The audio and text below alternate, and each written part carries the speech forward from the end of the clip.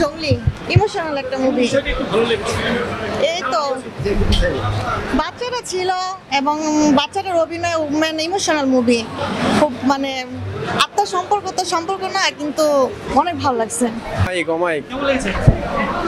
সুন্দর, মানে ভাষা নাই, বলার ভাষা নাই, কান্না করে ফেলেছি। অনেক ভালো সিনেমা। এই ছবি আরো বেশি হওয়া উচিত সমাজের জন্য, পরিবারের জন্য।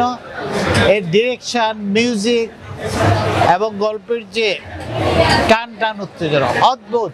Thank you everybody. খুব ভালো লাগছে।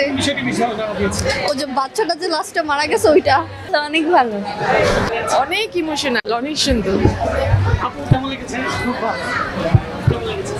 ভালো ভালো লেগেছে, ভালো লেগেছে, খুব ভালো লেগেছে।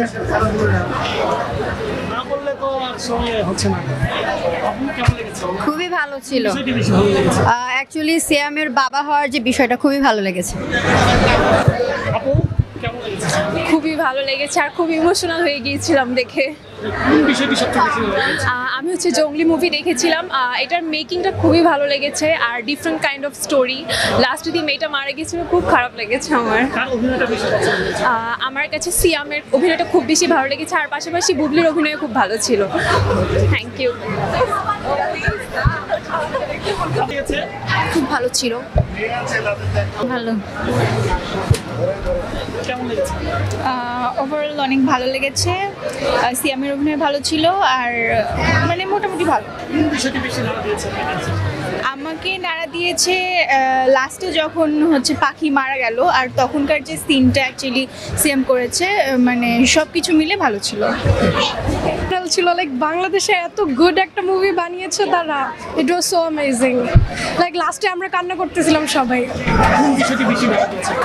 মানে এই যে লাস্টে ও মরে গেল, এই জিনিসটা অনেক হার্ট টাচিং ছিল, যে একটা মানুষ যত্ন না পেয়ে কিভাবে অবহেলিত হয়ে মারা গেছে। ও অনেক স্যাড ছিল এই পার্টটা।